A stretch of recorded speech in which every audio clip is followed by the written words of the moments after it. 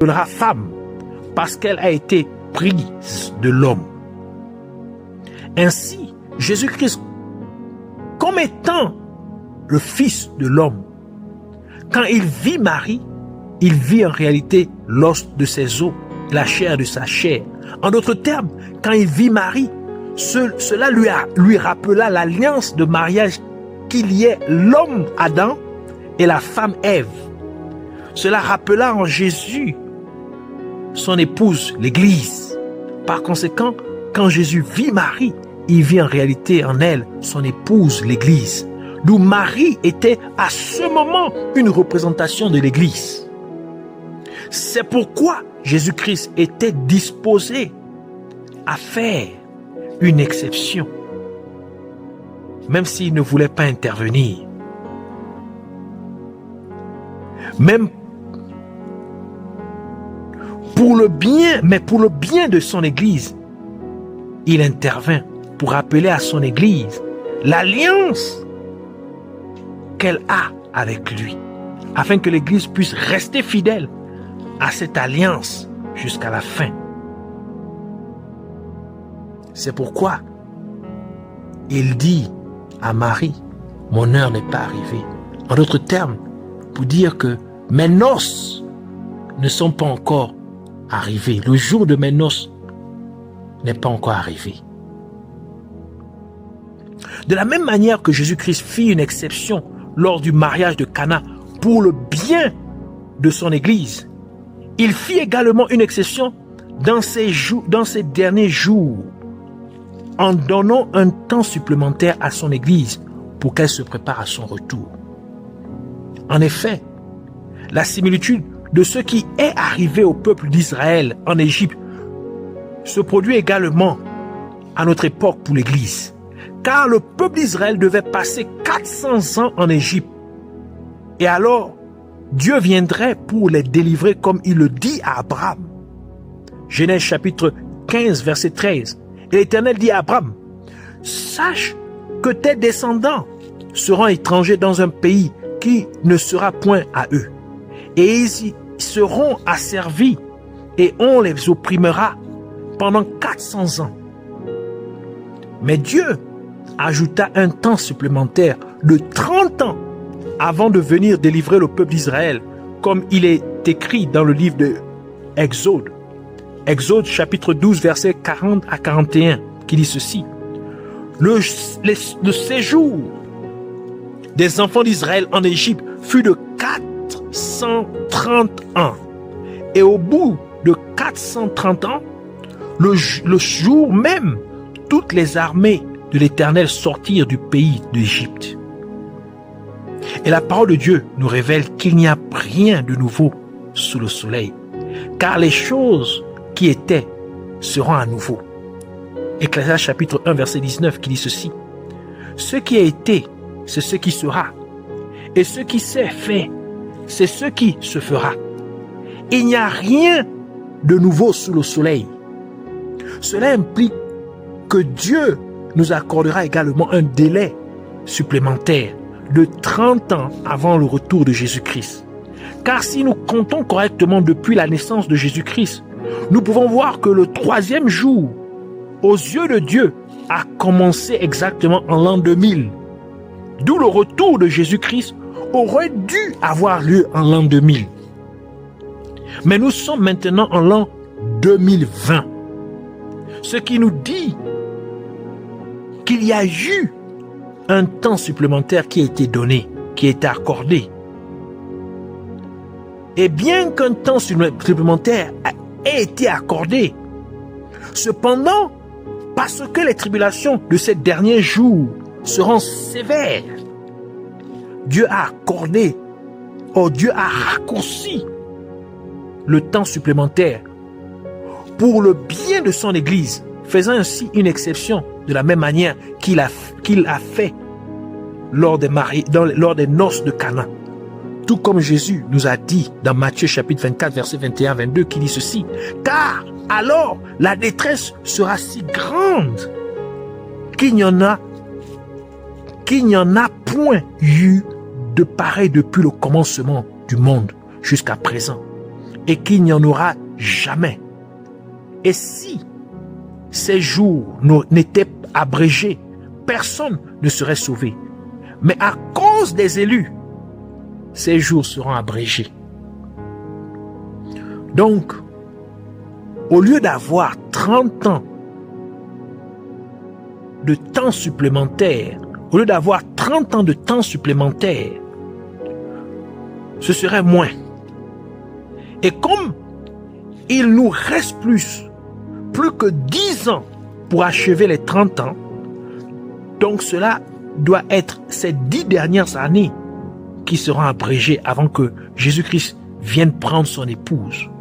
Et ça peut être cette année, ou l'année prochaine, ou 2 ans à compter de ce moment précis, ou plus. Personne ne sait. Donc tout le monde doit s'assurer qu'il soit prêt. Car sûrement, 10 ans ne passeront pas sans avoir vu le retour de Jésus-Christ. Alors, bien-aimés, nous devons écouter la parole de Dieu, la prophétie des noces de Cana. Nous devons l'écouter attentivement. Alors prions ensemble pour demander à Dieu, premièrement pour le remercier pour la révélation de sa parole, pour la prophétie des noces de Cana. Nous devons prier pour demander à Dieu au nom de Jésus-Christ de faire prendre conscience à chaque être humain de l'urgence des temps dans lesquels nous vivons. Et que chaque être humain se prépare pour le retour imminent de Jésus-Christ. Nous devons prier au nom de Jésus-Christ pour demander à Dieu d'amener chaque homme et chaque femme de Dieu à se préoccuper de l'alliance de Dieu. Et qu'il exhorte les gens de toute langue dans chaque nation à adhérer volontiers à cette alliance éternelle d'amour avec Dieu et à ne pas mépriser ni négliger cette alliance. Nous devons prier comme Jésus-Christ nous l'a recommandé pour demander à Dieu d'envoyer plus d'ouvriers dans son champ pour recueillir sa récolte, sa moisson. Nous devons prier aussi pour demander à Dieu, au nom de Jésus-Christ, afin qu'il puisse inciter chaque être humain à l'adorer et à le servir en vérité et en esprit. Alors, joins-toi à moi et prions ensemble au nom de Jésus-Christ. Père Dieu éternel, Dieu tout-puissant, seul et véritable Dieu, béni sois-tu. Nous te disons merci du fond du cœur pour ta parole. Merci Seigneur de nous avoir révélé cette parole prophétique des noces de Cana. Et nous te prions Seigneur, aie compassion de ton peuple. Aie compassion de l'ouvrage de tes mains. Seigneur, aide chaque être humain. Amène chaque être humain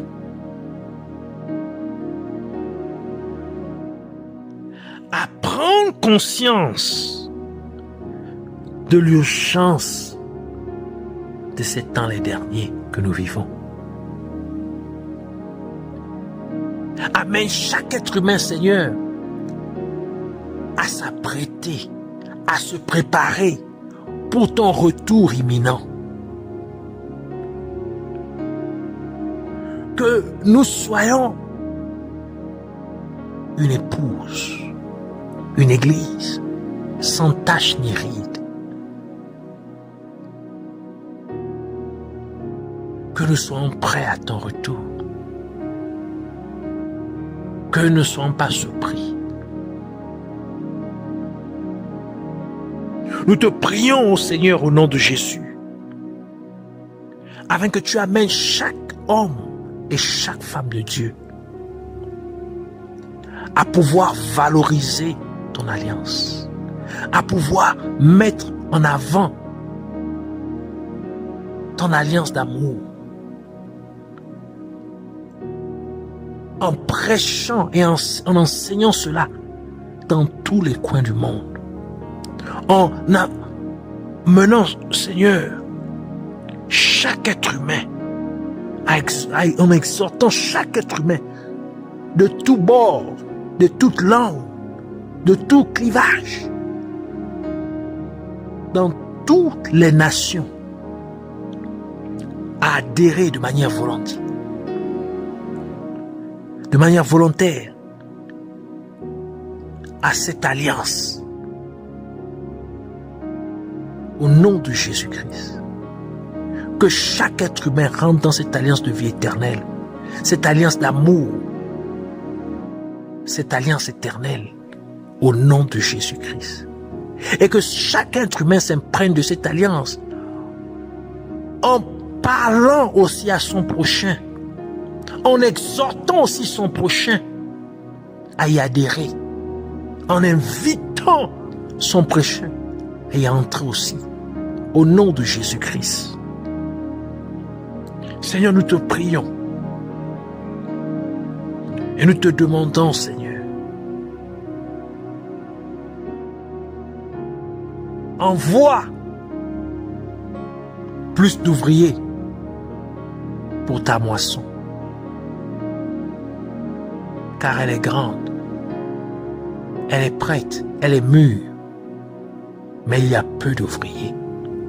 Suscite plus d'ouvriers qui soient éparpillés, Seigneur, dans tous les coins du monde, qui n'en manquent point, dans chaque coin et recoin du monde, de toutes les langues, de toutes les nations, des multitudes de peuples, qu'il y ait des ouvriers, Seigneur, pour faire entrer ta moisson. Père, équipe chaque ouvrier. Équipe chaque ouvrier. Que ton onction de puissance, de sagesse, de force, de zèle puisse être sur chacun d'eux. Au nom de Jésus-Christ. Seigneur, renouvelle la force de ceux qui sont déjà sur le champ. Redonne de la force à tout un chacun, une onction, afin qu'aucun ouvrier ne soit fatigué, qu'aucun d'entre eux ne puisse se lasser. Tu as dit, ceux qui attendent, ceux qui mettent leur confiance en l'Éternel, voient leur force être renouvelée. Qu'ils avancent, ils se lancent comme des aigles, sans pourtant se lasser. Ils avancent sans pourtant se fatiguer. Laisse qu'il en soit ainsi maintenant, au nom de Jésus-Christ. Réhabilite, Seigneur, ceux qui ont été, Seigneur, affectés négativement. Ceux qui étaient oppressés, tourmentés, mis à l'écart par l'ennemi. Réhabilite-les. Au nom de Jésus-Christ, Seigneur, qui se relance dans le champ pour faire entrer ta moisson, qui se remettent au travail dans ton champ. Redonne-leur motivation et courage et confiance. Au nom de Jésus-Christ. Seigneur, nous te prions. Amène chaque être humain à rentrer, Seigneur, à t'adorer, à te louer en vérité, en esprit. Que personne, Seigneur, ne te louent ou te servent en apparence. Que chacun, Seigneur, soit sérieux, soit sincère. Que chacun soit vrai au nom de Jésus-Christ. Seigneur, merci pour ta parole. Merci de nous avoir exaucés. Nous te prions, Seigneur, de la même manière que tu as promis de confirmer et que tu confirmais la parole de tes disciples. Seigneur, par les miracles et les prodiges de toutes sortes, fais-le maintenant en accordant la guérison, la délivrance, la restauration à quelconque personne qui écoute, Seigneur, cette prophétie du mariage de Cana. Au nom de Jésus-Christ, afin qu'ils sachent,